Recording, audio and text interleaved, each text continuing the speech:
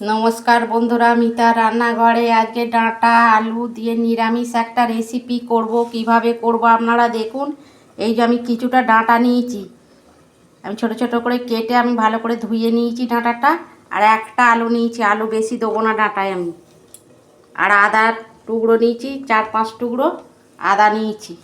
কড়াই তেল দিয়েছি, তেল গরম হয়ে গেছে। প্রথমে আমি আলুটা ভেজে নেব।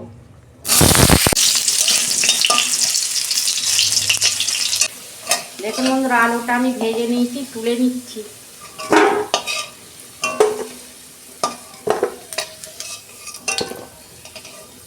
ওই তেলে ডাঁটাগুলো ভেজে নেব।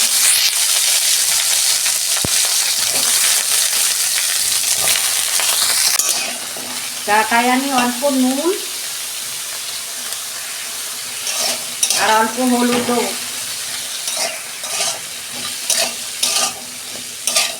2 মিনিট আমি ডাঁটাটা একটু ভেজে নেব। বন্ধুরা, ডাঁটাটা তখন আমার ভাজা হোক, তখন আমি একটা মশলা করে নিই। 1 চামচ কালো সর্ষে, 1 চামচ সাদা সর্ষে।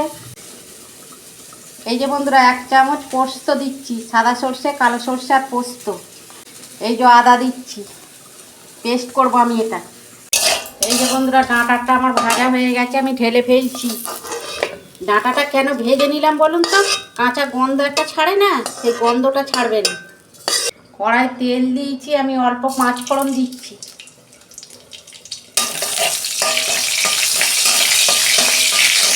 একটা টমেটোর হাফ দিয়েছি।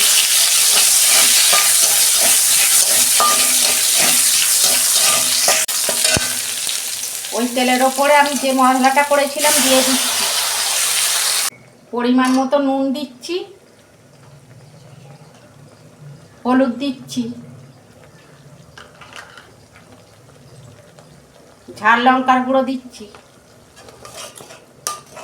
আমি 2 মিনিট মশলাটাকে কষতে নেব। দেখুন বন্ধুরা, মশলা থেকে তেল ছেড়ে গেছে, আমি ডাঁটা আলুটা দিয়ে দিচ্ছি।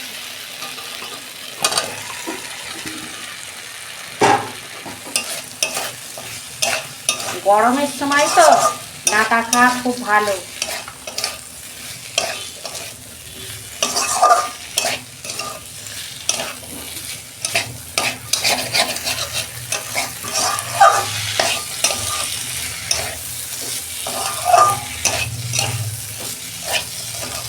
দু মিনিট আমি কষতে নেব।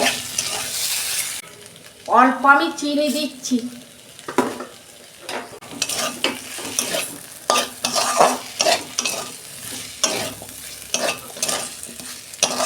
কষানো হয়ে গেছে, আমি জল দিচ্ছি।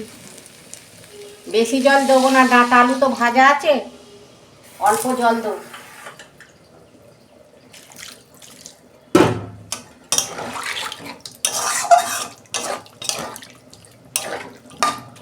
আস্তে করে 5 মিনিট ঢাকা দিচ্ছি। দেখুন বন্ধুরা, ঢাকনাটা আমি খুলছি।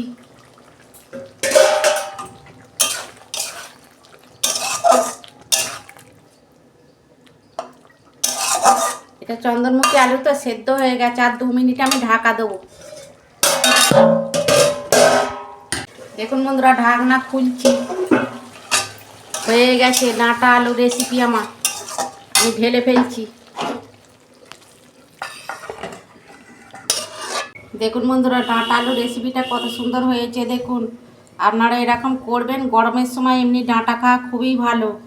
আর আমার রান্নাটা যদি ভালো লাগে, আমার পাশে থাকবেন, লাইক কমেন্ট সাবস্ক্রাইব করবেন, আর প্রচুর প্রচুর শেয়ার করে দেবেন। এরকমই নিত্য নতুন রান্না আপনাদের পাশে তুলে ধরবো।